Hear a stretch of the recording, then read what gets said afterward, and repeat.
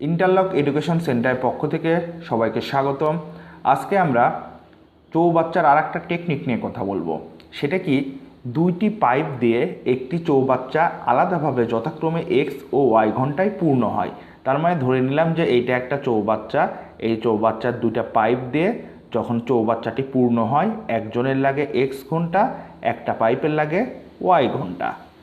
তো এখন দুইটি পাইপ একসাথে খুলে দেওয়ার কিছুক্ষণ পরে দ্বিতীয় পাইপটি বন্ধ করে দেওয়ায় ধরা হল যে এই এক্স আর ওয়াই এই দুইটা পাইপ একসাথে খুলে দেওয়া হয়েছিল। তার কিছুক্ষণ পর 5 মিনিট, 10 মিনিট কিংবা আধা ঘন্টা পরে এই দ্বিতীয় পাইপটা বন্ধ করে দেওয়া হলো। ফলাফলস্বরূপ কী হচ্ছে, চৌবাচ্চাটি জেড ঘন্টায় পূর্ণ হয়। তো এই দ্বিতীয় পাইপটা বন্ধ করে দেওয়ার পরে চৌবাচ্চাটার পূর্ণ হতে কত সময় লাগে? জেড সময়।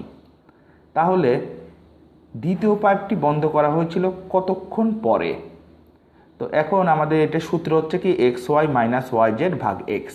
এক্সটাকে এই যে প্রথম পাইপ দ্বারা পানি পূর্ণ হওয়ার সময়, ওয়াইটাকে দ্বিতীয় পাইপ দ্বারা পানি পূর্ণ হওয়ার সময়, আর জেডটা হচ্ছে পাইপটা বন্ধ করে দেওয়ার পরে কিংবা নলটা বন্ধ করে দেওয়ার পরে চৌবাচ্চাটা পূর্ণ হতে যত সময় লাগে।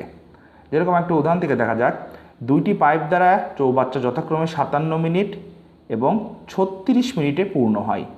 তার মানে এটা এক্স, এটা ওয়াই, এটা হলো এক্স আর এটা হলো ওয়াই।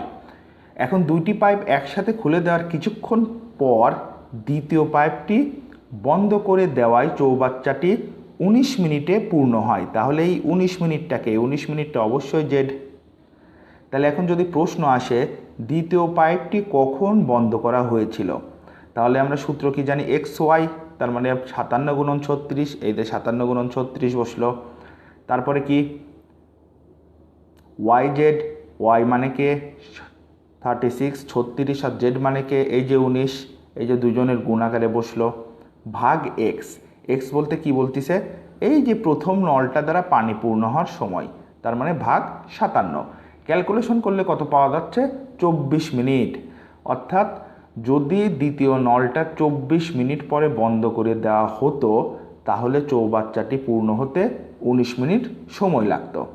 তো এটার মাধ্যমে আমরা চৌবাচ্চা সবচেয়ে শেষের অঙ্কটা করলাম। আশা করি যে কোনো ধরনের চৌবাচ্চা এবং চৌবাচ্চা জাতীয় কোনো নলের অঙ্ক যদি আসে, চৌবাচ্চাটি পূর্ণ হতে কত সময় লাগবে, একটা নল বন্ধ করে দিলে, দ্বিতীয় নল বন্ধ করে দিলে, এই ধরনের সমস্ত অঙ্কের সমাধান ইনশাল্লাহ আশা করি আমরা সবাই করতে পারবো। তবে একটা কথা সবার মনে রাখতে হবে, ইংরাজিতে একটা কথা আছে, practice makes a man perfect.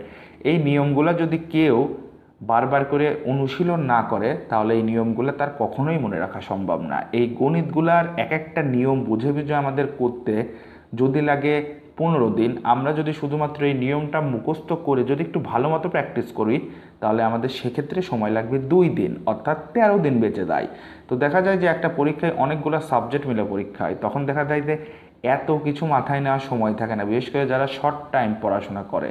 তো তাদের জন্য এই ক্ষুদ্র প্রয়াস। ধন্যবাদ সবাইকে।